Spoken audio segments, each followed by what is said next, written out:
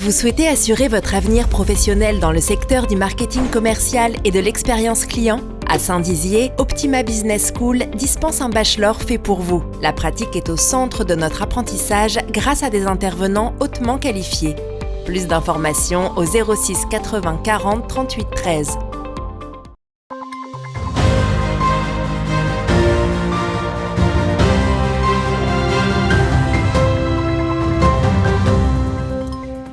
Qui d'Emmanuel Macron ou de Marine Le Pen remportera cette élection présidentielle, nous vous proposons une page spéciale pour ce second scrutin. Les électeurs en milieu rural se sont mobilisés malgré un sentiment d'abandon ressorti par les habitants du village. Vote blanc, abstention ou vote utile avec les deux candidats restants, faire son choix était-il si simple ? Et nous retrouverons dans quelques instants Alison Godefroy en duplex du bureau de vote de Saint-Dizier pour faire le point sur la participation avant la fermeture des urnes. Bonsoir à tous, bienvenue dans votre 15 minutes info de ce dimanche 24 avril 2022, un dimanche spécial en raison du second tour de la présidentielle, mais avant cela, les autres titres de l'actualité d'aujourd'hui. Ce 23 et 24 avril, l'Académie de billard de Saint-Dizier accueillit un tournoi national, nous étions présents pour les quarts de finale. Les jeunes bragards ont pu animer leurs vacances durant ces 2 dernières semaines avec pour thème les Jeux Olympiques. Et voilà pour les titres. Dans moins d'une heure, nous saurons qui a été élu par les citoyens français, soit le président sortant Emmanuel Macron ou bien Marine Le Pen, candidate du Rassemblement national. Les citoyens se sont mobilisés en ville comme à la campagne pour faire un choix, bien qu'en milieu rural, beaucoup d'habitants se sentent souvent oubliés par le gouvernement. Illustration ici à Couzans-les-Forges dans ce reportage. Depuis 8 heures ce dimanche matin, le second scrutin a débuté dans toute la France avec 2 candidats en lice, Marine Le Pen et Emmanuel Macron. Ici, à Couzans-les-Forges, près de 200 personnes sont allées voter avant midi, une légère baisse par rapport au premier tour. Ça a démarré de façon beaucoup plus calme que la semaine dernière, mais a priori donc ça devrait peut-être aller parce que ça vient un peu plus tard. Mais c'est le temps, puis je pense que les gens sont revenus de vacances, puisque les vacances scolaires se terminent ce week-end, et je pense que les gens vont venir un peu plus tard ce matin, quoi. Il y a 15 jours, la candidate du Rassemblement national est arrivée en tête dans 20 000 communes françaises. À Couzans-les-Forges, elle a obtenu 46% des voix, dans un contexte de sentiment d'abandon du gouvernement ressenti par les électeurs ruraux. Je ne sais pas si les campagnes sont bien vues par rapport aux villes, mais bon, depuis quelques années, médicalement, on a des gros problèmes de personnes, de personnel. C'est sûr que dans les petits villages, pourtant ici il y a presque 2000 habitants et il n'y a même pas un médecin. Vraiment, on est oublié. On ne parle qu'aux grandes villes au niveau médecin, au niveau transport, au niveau aide aux personnes âgées. La campagne, c'est le bled. Il y avait 3 médecins imposants, il n'y en a plus du tout. Il y avait 3 boulangers, il n'y en a plus du tout. C'est le désert. Il n'y a plus de boulot non plus. Je vais quand même voter parce que je voudrais que ça change. Voter est donc le seul moyen pour eux de s'exprimer et de se faire entendre dans l'espoir de changer les choses. Dans les communes rurales, composées essentiellement de personnes âgées, il est impératif de garder des bureaux de vote au sein de ces villages. Déjà pour les personnes âgées, pour le déplacement, pour pouvoir venir à pied, il faut être près des gens, quoi. Je veux dire, si on supprime tout, ou alors on passe tout en électronique. A noter que tous les bureaux de vote sont ouverts jusqu'à 19h, 20h pour les grandes villes. À l'issue, le suspense sera levé pour les 5 prochaines années. Et il est presque 19h, de nombreux bureaux de vote s'apprêtent à fermer leurs portes. Il ne sera donc plus possible de voter. Alison, tu es devant l'hôtel de ville de Saint-Dizier. Les derniers votants sont présents, mais comment s'est déroulée cette journée ? Quel était du coup ce second tour ? Oui, Julien, on se retrouve ici à l'intérieur de l'hôtel de ville pour savoir d'ici quelques minutes qui sera le ou la présidente de la République. Qui des grands gagnants du premier tour, Emmanuel Macron ou Marine Le Pen, l'emportera. Ce qui est sûr, c'est que l'écart risque encore une fois d'être serré. L'affiche est la même qu'en 2017. C'est le même scénario. Ce sont à nouveau 2 programmes radicalement opposés, 2 visions de la France qui s'affrontent. Suivant les derniers sondages réalisés et 5 ans après, alors que les partis traditionnels sont en chute libre, Tels que le Parti socialiste ou celui des Républicains, Emmanuel Macron, président sortant, serait le candidat favori. Mais pour l'heure, rien n'est joué. Ici à Saint-Dizier, les bragards sont allés voter et actuellement, les derniers votants se dirigent vers l'hôtel de ville. Ils ont jusqu'à 19h pour se décider et faire un choix d'ailleurs qui n'est pas toujours évident. Et au niveau de la participation, du coup, à l'échelle nationale et à l'échelle locale, comment ça se passe ? À 17h, le taux de participation était de 63,23% à échelle nationale contre 65,30% en 2017 au second tour. À échelle départementale, à la même heure, la Meuse fait figure de bon élève avec 66,52%, 62,52% pour la Marne contre 62,27% pour la Haute-Marne. À Saint-Dizier, on constate une très légère baisse de la participation avec 58,52% contre 59,5% au premier tour. Et justement, donc, on voit une mobilisation qui reste assez faible finalement et un taux d'abstention qui pourrait quasiment être record. On n'a pas encore les chiffres nationaux à 20h. Que se passerait-il en cas du coup d'abstention record ? Est-ce que l'élection pourrait être annulée ? Eh bien, Julien, il n'est pas possible d'annuler une élection présidentielle, même si le taux d'abstention est élevé entre 70 et 80%. Pour ce deuxième tour, on pourrait envisager cette solution, compte tenu du risque d'une forte abstention pour ce scrutin. Ces rumeurs d'invalidation de l'élection liées à la faible participation sont donc fausses. Eh bien, merci Alison pour toutes ces informations et on se retrouvera tout à l'heure lors du dépouillement. Mais avant cela, avant de procéder au dépouillement, il fallait faire un choix, choisir entre Emmanuel Macron ou Marine Le Pen.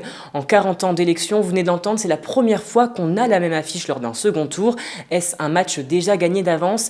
L'épilogue sera-t-il le même qu'en 2017 ? Eh bien, le choix ne paraît pas si simple pour cette élection. Un reportage d'Alison Godefroy. À voter. Pour ce deuxième tour de l'élection présidentielle, les Vasséiens sont allés voter en force. Dans ce bureau de vote, 4 assesseurs participent au bon déroulement. Le premier tour de la présidentielle a confirmé l'implication des habitants. Alors très bien, ça se passe très bien dans le sens où beaucoup de Vasséiens et Pont-Varinois viennent voter et on sent là aussi un intérêt, comme le premier tour, on sent un intérêt pour les habitants pour cette élection. À midi, au niveau national, le taux de participation était de 26,41%. Pour la commune de Vassy, le taux de participation est supérieur à la moyenne nationale. Oui, le taux de participation aujourd'hui, à l'heure où je vous parle, donc il est sensiblement 15h30, avoisine les 60% de participants. Comme en 2012 et en 2017, les résultats ont montré une préférence pour le parti du Rassemblement national, ce qui n'étonne pas le maire de la commune. Les Vasséiens votent, alors jusqu'à maintenant, suivant les élections, majoritairement pour Marine Le Pen. Ce vote pour Le Pen, pour moi, a deux origines. La première, les gens qui vont voter contre la politique d'Emmanuel Macron, qui vont voter contre quelque chose, donc c'est un vote plutôt contestataire. Et puis l'autre partie, ce sont des gens qui votent réellement, soit Front National à l'époque, Rassemblement National, c'est-à-dire qui ont retrouvé en Marine Le Pen leurs idées, je dirais, et les attentes qu'ils ont. Je pense que Marine Le Pen, dans son programme, sait répondre à certaines attentes des Vasséiens et des Pont-Varinois. Pour les Vasséiens, le choix entre Marine Le Pen et Emmanuel Macron a été plus ou moins facile à faire. Cependant, ce choix peut engendrer un vote par défaut ou un vote contre, plutôt qu'un vote pour un candidat. J'avais déjà un petit peu ma préférence vis-à-vis du candidat, donc après, bon, le choix est plus restreint au deuxième tour, donc voilà. C'est un peu dommage parce qu'il y a des candidats un peu moins connus et je pense, et puis surtout, il faudra un président qui écoute enfin son peuple, quoi. Et on voit toujours les mêmes candidats au deuxième tour, quoi. Oui, parce que c'est pas le choix qu'on a fait au premier tour, donc oui, c'était difficile à choisir lequel candidat. Oui. C'est toujours pareil. Après, c'est toujours les mêmes qui arrivent à la fin. Oui, c'est donc l'impression que ça suit vraiment le sondage qui est fait à chaque fois, quoi. En attendant le dépouillement et le résultat, peut-être que cette élection aura le même scénario qu'en 2017, ou bien une surprise se prépare. Ce qui est sûr, c'est que l'écart sera encore une fois bien faible entre les deux candidats. Et passons à présent à la rubrique « Expliquez-nous ». On vient de le voir, ce second tour n'est pas si simple. Alors, est-ce dû au programme qui ne plaît pas? Quels étaient les enjeux majeurs pour cette élection de la part des candidats? Anne-France, tu es là pour nous éclairer sur cette question. Bonsoir Julien et bonsoir à toutes et à tous. Alors depuis plusieurs semaines, la campagne présidentielle est rythmée par certaines thématiques qui sont plus citées que d'autres dans l'espace public. Nous avons justement posé cette question à nos concitoyens et on leur a également demandé de nous faire part de leurs principales préoccupations. Je vous propose de les écouter. Comme un peu tout le monde, je dirais le pouvoir d'achat, parce qu'on a vraiment besoin de finir nos mois et de vivre décemment. Un peu plus d'argent pour finir les mois, en fait, tout simplement. Qui augmente toutes les retraites, qui diminue la TVA. Parce que M. Macron, avant qu'il ne soit élu, quand il a fait sa campagne électorale, a promis « je augmenterai les retraites de 300 €. Il n'a rien fait. Il a réaugmenté la hache et le RSA. Et nous, tous les retraités, il nous prend pour des hommes riches. Premièrement, notre pouvoir d'achat qui a diminué. Deuxièmement, notre sécurité. Troisièmement, tout ce qui se passe avec la guerre en Ukraine, parce qu'on voit tous les taxes, les pâtes, les huiles qui augmentent et on se demande ce qui se passe quand même. Le pouvoir d'achat est important. La sécurité aussi. L'Europe. Le pouvoir d'achat, il est en chute en ce moment. M. Macron a remonté tout d'un coup et nous, les salaires où les petites accumulent de RSA ou l'allocation adulte handicapé ou les gens qui travaillent peu avec SMIC, il n'y a rien pas à vivre. Alors, comme vous avez pu l'entendre, les réponses que nous avons obtenues coïncident globalement avec les grandes questions de cette élection qui sont évoquées dans les médias nationaux depuis plusieurs semaines. Le pouvoir d'achat apparaît comme la première préoccupation des Français. Nos concitoyens ont d'ailleurs été nombreux à le citer. Donc, pour sonder une plus large palette de répondants sur l'importance de cet enjeu, on a posé la question suivante à nos internautes sur les réseaux sociaux. Le pouvoir d'achat est-il l'enjeu principal de l'élection présidentielle? Résultat, 66% affirment que le pouvoir d'achat est bel et bien le thème principal de cette élection, contre 34% qui estiment que d'autres sujets peuvent avoir plus ou du moins tout autant d'importance. Et quels sont du coup les enjeux d'Emmanuel Macron ou de Marine Le Pen? Qu'en est-il de leur programme pour cette élection 2022? Alors, les programmes des deux candidats sont en de nombreux points radicalement opposés. On a réalisé un comparatif de certaines mesures des deux candidats sur 3 thèmes qui reviennent de manière régulière dans le débat public, donc le pouvoir d'achat, la sécurité et les retraites. Alors, concernant le pouvoir d'achat, Emmanuel Macron souhaite mettre en place un bouclier tarifaire qui consiste à geler les prix du gaz et de l'électricité, ainsi qu'un chèque alimentaire pour les foyers modestes. Marine Le Pen, quant à elle, veut baisser la TVA sur l'énergie en passant de 20 à 5,5% sur les carburants, le fioul, l'électricité et le gaz, mais également une TVA à 0% sur certains produits de première nécessité. Et du côté de la sécurité, qu'en est-il? Alors, du côté de la sécurité, le président sortant souhaite doubler la présence des forces de l'ordre sur la voie publique et déployer 200 brigades de gendarmerie en ruralité. Il souhaite également prévoir de nouvelles amendes forfaitaires plutôt que des procédures longues en ce qui concerne des délits du quotidien. Et Marine Le Pen a affiché sa volonté de recruter 7000 policiers et gendarmes et d'instituer une présomption de légitime défense pour les forces de l'ordre. Et enfin, les retraites, donc du coup, un sujet qui fait couler beaucoup d'encre. Alors en effet, c'est un sujet de grande tension, l'âge de départ à la retraite. Alors Emmanuel Macron veut le relever à 65 ans ou 64 ans et fixer la pension minimale à 1100 €. Et Marine Le Pen, elle, laisse l'âge de départ à la retraite à 62 ans ou 60 ans pour ceux qui ont commencé à travailler avant 20 ans et elle souhaite également réindexer les retraites sur l'inflation. Mais à contrario, on peut quand même noter des mesures communes pour les deux programmes.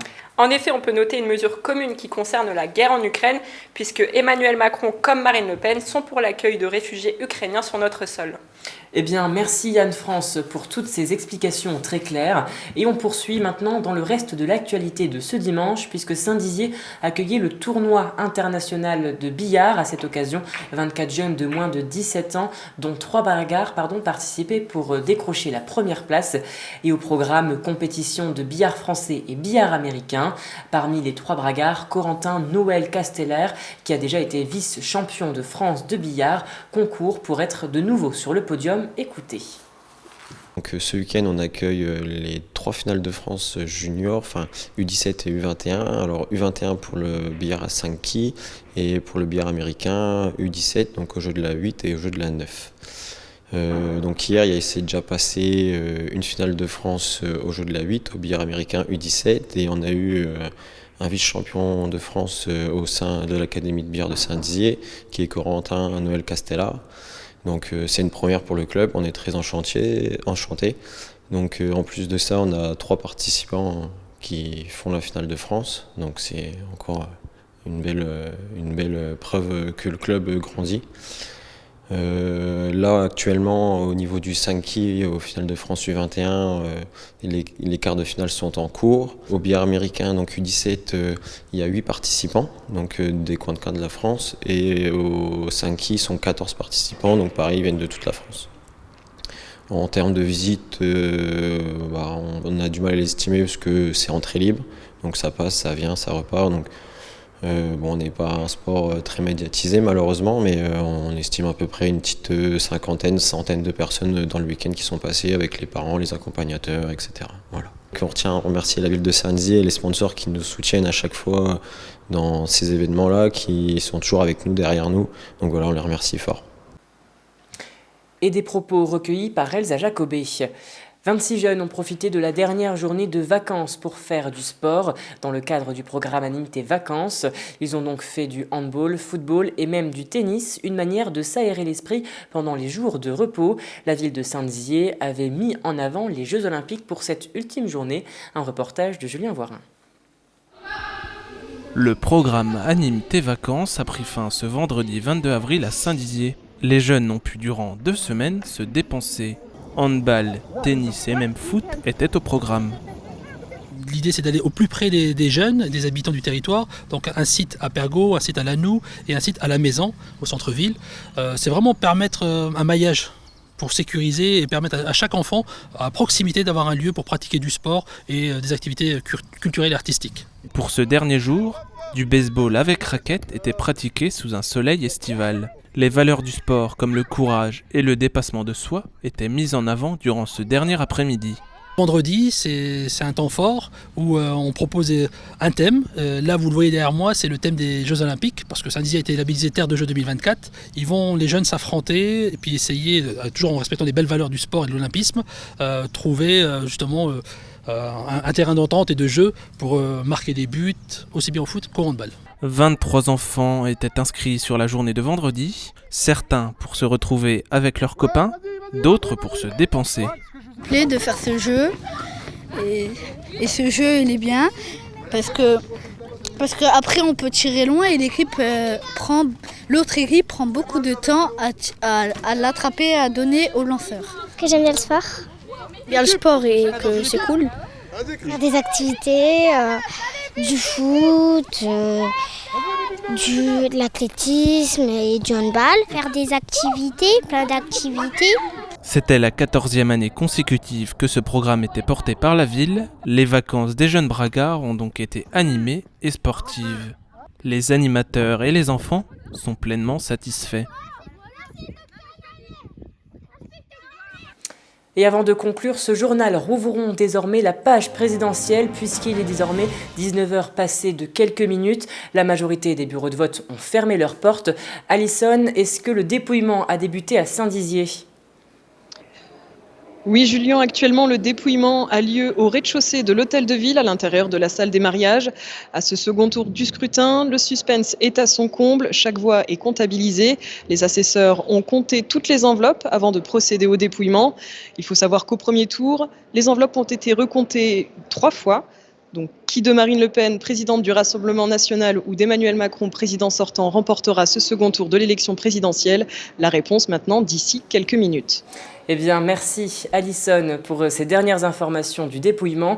Et voilà, c'est la fin de cette édition. Merci pour votre fidélité. Vous venez de l'entendre, dans quelques minutes, le suspense sera levé et le visage du nouveau président ou de la nouvelle présidente de la République sera affiché. Vous pourrez retrouver toutes les réactions de citoyens et d'élus locaux sur puissancetélévision.fr. En attendant, je vous souhaite une très belle soirée. Toute l'actualité qui vous concerne, à voir et à revoir dès maintenant sur puissancetélévision.fr et sur notre application mobile.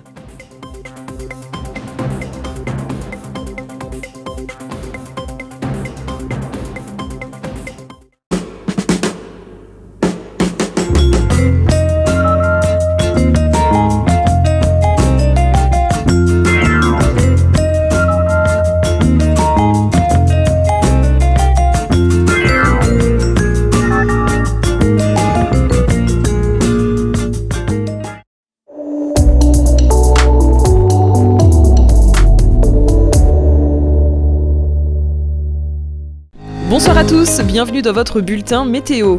Demain, les nuages domineront du nord-est au centre-est jusqu'aux Pyrénées, accompagnés parfois d'averses et quelques coups de tonnerre. Côté température, comptez 6 degrés de minimales à Rennes et à Lille. Pour les maximales, elles seront de 18 degrés à Nice. Comme d'habitude, on passe maintenant à la carte locale. On commencera la semaine avec des éclaircies et quelques averses. Pour les températures, comptez 7 degrés de minimales. Pour les maximales, elles seront de 13 degrés. Demain lundi 25 avril, nous fêterons les marques. Le soleil se lèvera à 6h41. C'est la fin de ce bulletin météo. Très bonne soirée avec Puissance Télévisions.